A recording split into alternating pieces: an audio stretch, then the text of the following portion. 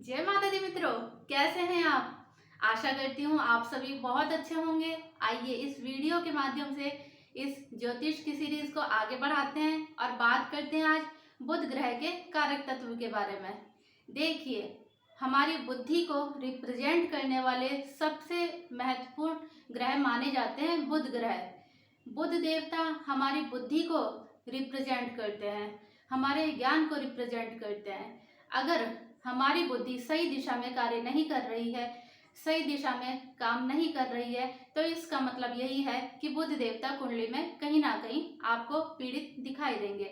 जैसे हम किसी को बोल भी देते हैं गुस्से में, अरे यार तेरी बुद्धि सही ढंग से काम नहीं करती है क्या, तुझे समझ में नहीं आता है क्या, तो इसका मतलब ये नहीं है कि वो पागल है। इसका मतलब यह है कि उसकी कुंडली में बुध देवता कहीं ना कहीं नेगेटिव इफेक्ट उसे दे रहे हैं, जिस वजह से वो कार्य ठीक से नहीं कर पा रहा है। ऐसी बुध देवता वाणी के भी कारक हैं। वाणी के कारक तत्व भी बुध देवताओं को ही माना जाता है। अगर वाणी में किसी भी प्रकार से दोष आ जाए, जैसे कई जातक बहुत जल्दी अपशब्द का यूज कर बैठते हैं, गाली गलौज करते हैं, किसी को भी गुस्से में कुछ भी उल्टा सीधा बोल देते हैं, या वाणी में किसी प्रकार से दोष आ जाता है, जैसे हकलाना, तुतलाना, तो इस प्रकार की जो भी दिक्कतें हैं यह सब बुध देवता के कारण ही होती है। आप देखेंगे जहाँ भी आपको वाणी में दोष दिखाई पड़ेगा या किसी भी प्रकार से आप देखेंगे कि जातक की बुद्धि ठीक ढंग से कार्य नहीं कर पा रही है, तो आप उस जातक की कुंडली में देखिएगा आपको कहीं ना कहीं बुध ग्रह पीड़ित अवस्था में दिखाई पड़ेंगे। ऐसे ही बुध देवता लेन देन के भी कारक हैं।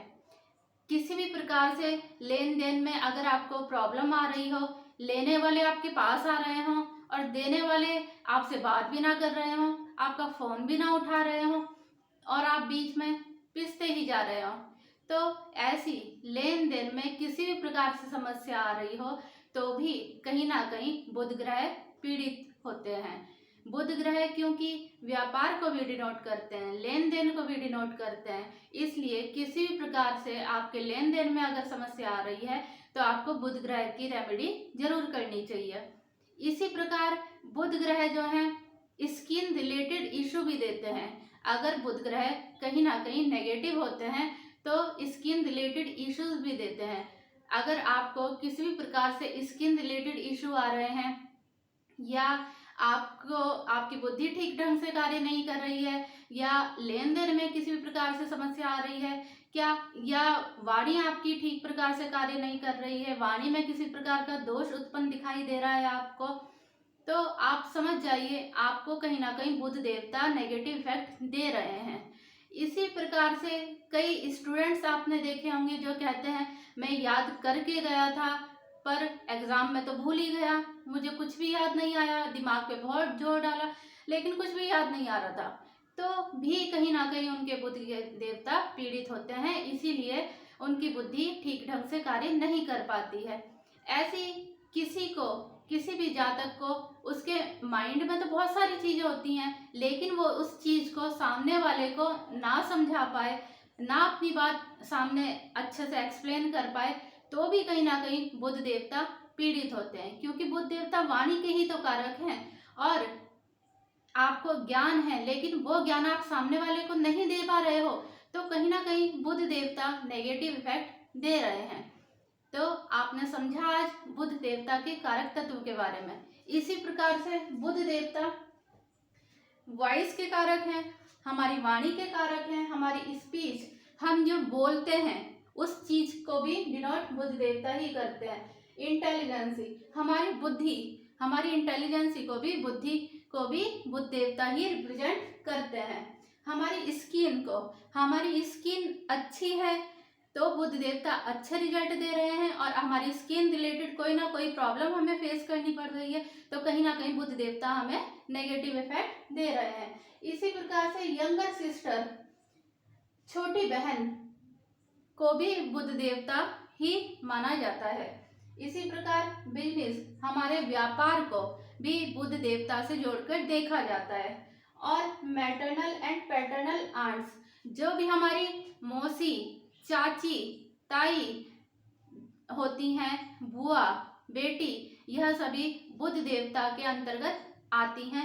जब भी हम बुध देवता की कोई भी रेमेडी करते हैं तो सबसे पहला हमारा काम होता है कि हम अपने रिलेशन को भी सुधारें।